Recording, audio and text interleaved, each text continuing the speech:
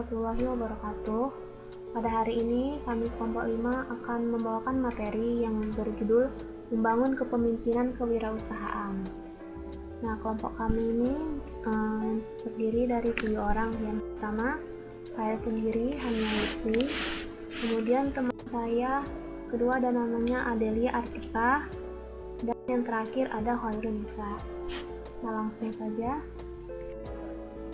Jadi pada materi hari ini kami akan membahas ada 8 subbab yang akan dibahas. Yang pertama adalah pentingnya kepemimpinan kewirausahaan. Yang kedua adalah prinsip kepemimpinan kewirausahaan. Nah, yang dua ini akan saya bawakan sendiri. Dan materi ketiga, 4, 5 yaitu kriteria keberhasilan kewirausahaan, keterampilan pemimpin dalam dunia wirausaha, dan kepemimpinan kewirausahaan yang efektif akan dibawakan oleh teman saya, Khairun Nisa. Dan materi yang keenam tentang tantangan dan hambatan dalam kepemimpinan kewirausahaan. Yang ketujuh, langkah-langkah pengambilan keputusan. Dan yang ke-8, perbedaan kepemimpin dan manajer. Ketiga materi ini akan dibawakan oleh teman saya, Adelia Artika. Langsung saja untuk mempersingkat waktu, kita masuk ke materi yang pertama. Subbab ini mengenai pentingnya kepemimpinan kewirausahaan, saya membaginya menjadi 3. Yang pertama adalah agar jalannya kewirausahaan dapat terorganisir dan mencapai visi serta misinya. Nah, kepemimpinan ini merupakan aspek terpenting dari kewirausahaan. Seorang pengusaha harus memiliki kemampuan untuk memimpin dan mengelola usahanya. Kepemimpinan ini dibutuhkan agar pelaksanaan usaha dapat terorganisir dengan baik dan mencapai visi serta misi yang diharapkan. Oleh karenanya dibutuhkan sosok yang dapat bertanggung jawab dalam mengurus dan mengelola suatu usaha. Yang kedua adalah sebagai seorang yang dapat menyetujui dan memberi keputusan terhadap perkembangan bisnisnya. Nah, di suatu perusahaan yang besar, biasanya ini merupakan tugas administrator yang bertugas memutuskan, memberikan instruksi, dan memeriksa para pekerjanya. Tapi dia juga harus meminta persetujuan kepada atasannya, yaitu pemimpinnya. Dan yang ketiga adalah memberi contoh teladan dan cara berpikir kepada para pekerja. Seorang wirausaha yang baik selalu memiliki sifat kepemimpinan. Sifat kepemimpinan tersebut tidak hanya dalam mengatur bawahan, tetapi juga meliputi sifat-sifat kepelaporan, keteladanan, tampil berbeda, maupun berpikir konvergen dan divergen. Sifat-sifat kepemimpinan ini yang akan membawa usaha menjadi lebih dikenal di masyarakat, sehingga memiliki daya saing dalam pasar. Lanjut ke materi yang kedua, yaitu prinsip kepemimpinan kewirausahaan. Di sini saya membaginya lagi menjadi 3. Yang pertama yaitu cognitive ambidexterity atau kecakapan kognitif. Nah, kecakapan kognitif ini meliputi cara berpikir dan pengambilan tindakan yang berbeda. Seorang pemimpin harus belajar bagaimana menyatukan pemikiran tentang prediksi dan kreasi dalam mencapai sebuah keputusan. Ketika tujuan dan lingkungan mau mencerminkan masa lalu, misalnya kita menghadapi suatu masalah nih dalam usaha kita. Nah, masalah ini juga sudah pernah dihadapi di masa lalu. Maka seorang pemimpin harus dapat menerapkan model analisis tradisional untuk memprediksi dan mengelola situasi. Maksudnya itu dia belajar dari kesalahan masa lalunya gitu ya. Kemudian ketika suatu belum diketahui, pemimpin harus belajar bagaimana menciptakan masa depan melalui tindakan dan eksperimen. Nah, melalui kecakapan ini, seorang pemimpin kewirausahaan belajar untuk menyeimbangkan dan melibatkan kedua hal ini dalam mengambil keputusan.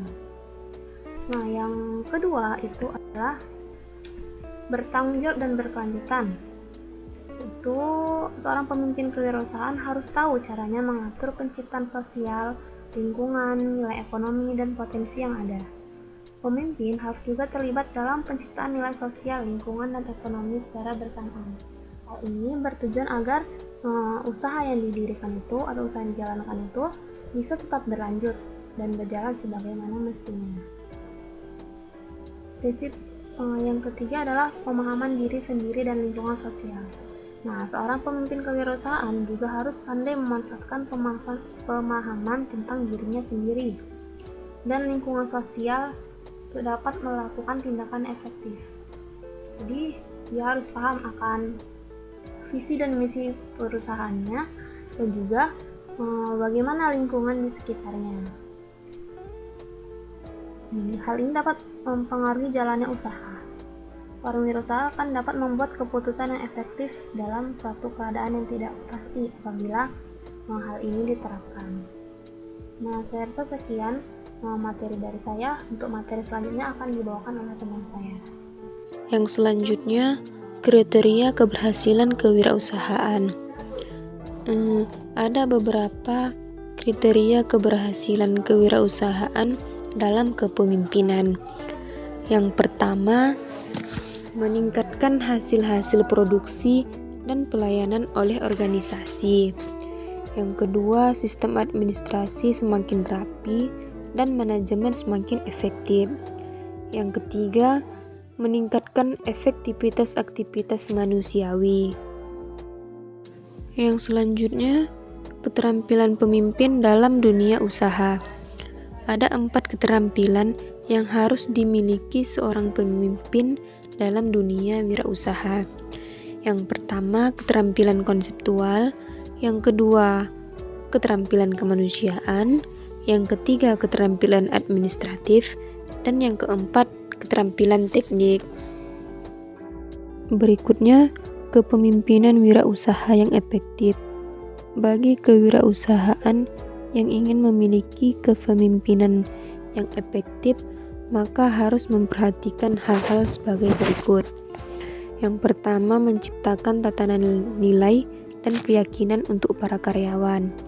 Yang kedua, hargai dan dukung karyawan. Yang ketiga, fokus pada tujuan. Yang keempat, sediakan sumber daya yang dibutuhkan. Yang kelima, komunikasi dengan para karyawan. Yang keenam, hargai keragaman para pekerja. Yang ketujuh, dorong kreativitas para karyawan. Dan yang terakhir, teruslah melihat ke masa depan.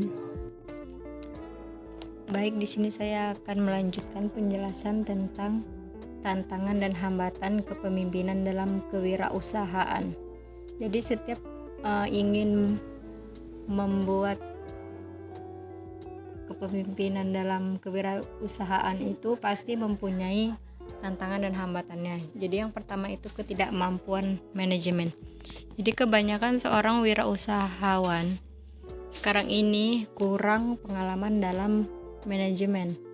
Jadi jiwa kepemimpinan dan pengetahuan yang diperlukannya itu kurang, sehingga membuat bisnisnya itu tidak berjalan yang seperti yang diinginkan. Yang kedua itu kurang pengalaman. Kalau sudah jelas ya, kalau kurang pengalaman itu pasti sangat menghambat kepemimpinan dalam kewirausahaan. Karena untuk menjadi seorang pemimpin, kita harus memiliki pengalaman yang banyak atau keterampilan yang cukup gitu dalam soal bisnis yang terutama. Dan yang ketiga, lemahnya kendali keuangan. Ini pun sudah cukup jelas kalau keuangannya itu tidak terkendali, maka bisnis itu pasti akan rendah tingkat kewirausahaannya itu tidak maju dan berkembang. Yang keempat, gagal mengembangkan perencanaan strategis. Yang ini pun juga sangat menghambat tantangan dan menghambat kepemimpinan dalam kewirausahaan. Karena banyak wirausahawan itu mengabaikan proses perencanaan strategis ini. Karena dia itu berpikir bahwa hal ini tidak bermanfaat gitu. Semua itu perencanaan itu cuma untuk perusahaan besar, padahal perusahaan kecil atau besar itu perlu dalam perencanaan strategis yang akan dikembangkan dalam wirausaha.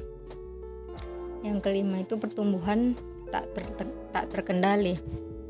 Jadi pertumbuhan itu merupakan sesuatu yang alamiah, sehat, dan didambakan oleh semua perusahaan. Tapi pertumbuhan itu harusnya itu yang terencana dan terkendali untuk memajukan usaha yang dibangunnya. Yang keenam, lokasi yang buruk. Kalau ini kita sudah tahu bahwa apabila kita memiliki usaha dan lokasinya itu buruk, pasti usaha kita itu tidak berjalan karena lokasinya itu tidak tepat. Yang selanjutnya, kendalian persediaan yang tidak baik. Pengendalian persediaan ini adalah salah satu tanggung jawab manajerial yang paling sering diabaikan. Tingkat persediaan yang tidak mencukupi itu akan mengakibatkan kekurangan dan kehabisan stok, yang akhirnya mengakibatkan pelanggan tuh kecewa dan pergi, dan jadinya dia tidak jadi beli gitu. Nah, yang selanjutnya itu langkah-langkah dalam pengambilan keputusan. Jadi pengambilan keputusan itu memiliki langkah-langkah. Yang pertama itu mengidentifikasi dan merumuskan problem yang dihadapin, problem yang ada gitu ya. Jadi kita kalau ingin mengambil keputusan, kita harus mengetahui apa permasalahan yang ada di dalam suatu masalah itu. Kedua, mengupayakan solusi-solusi yang mungkin dapat diterapkan. Yang keduanya, kita mencari solusi untuk masalah yang sudah dihadapi itu. Yang ketiga, memilih solusi yang diinferensi. Nah, yang ketiga ini kita memilih dari solusi yang sudah kita temukan untuk masalah tersebut. Kita pilih mana yang cocok sih untuk permasalahan itu gitu. Yang keempat tuh menerapkan solusi. Jadi solusi itu kita terapkan di masalah itu, kita jalankan sehingga masalah itu tidak terjadi lagi, sehingga semua itu berjalan dengan baik dan tidak ada salah mengambil keputusan. Yang terakhir, mengevaluasi hasil-hasil yang dicapai. Yang terakhir ini kita menilai putusan itu sudah benar atau belum gitu. Selanjutnya, perbedaan manajer dan pemimpin. Dari sini kita pun memang kedua ini kita lihat mirip ya gitu, tidak ini, tapi padahal ini berbeda. Kalau manajer itu dia mengelola dan memelihara, sedangkan kalau pemimpin ini dia memiliki perubahan, menciptakan gitu dan mengembangkan. Terus manajer itu memfokuskan pada sistem dan struktur, sedangkan pemimpin memfokuskan pada orang-orang bawahan. Terus yang ketiga perbedaannya, kalau manajer mengandalkan kontrol, yang pemimpin menumbuhkan kepercayaan. Terus selanjutnya, yang manajer berorientasi jangka pendek, sedangkan pemimpinnya memiliki perspektif jangka panjang. Terus manajemen berorientasi pada hasil, sedangkan pemimpin berorientasi pada peluang yang ada di masa depan. Terus manajemen selalu siap untuk diperintah, sedangkan pemimpin yang bekerja itu dirinya sendiri, karena dia yang memiliki usaha, dan dia juga yang bekerja gitu. Terus yang terakhir, manajer itu bertanya kapan dan bagaimana, sedangkan pemimpin bertanya apa dan mengapa. Jadi di sini kita sudah cukup tahu ya perbedaannya kalau antara manajer dan pemimpin. Jadi kalau pemimpin itu seorang pemimpin yang punya sifat kepemimpinan, itu dia sifat kepemimpinan menciptakan sesuatu. Sedangkan manajer itu dia memang dia seorang pemimpin, namun dia praktek kepemimpinannya hanya berdasarkan kekuasaan formal saja gitu, tidak terlalu mendalam seperti pemimpin. Kalau pemimpin tuh dia yang punya, kalau manajer ini mungkin dia yang punya tapi dia tidak bisa menciptakan sesuatu, tidak mengembangkan gitu. Mungkin hanya ini penjelasan dari saya. Terima kasih.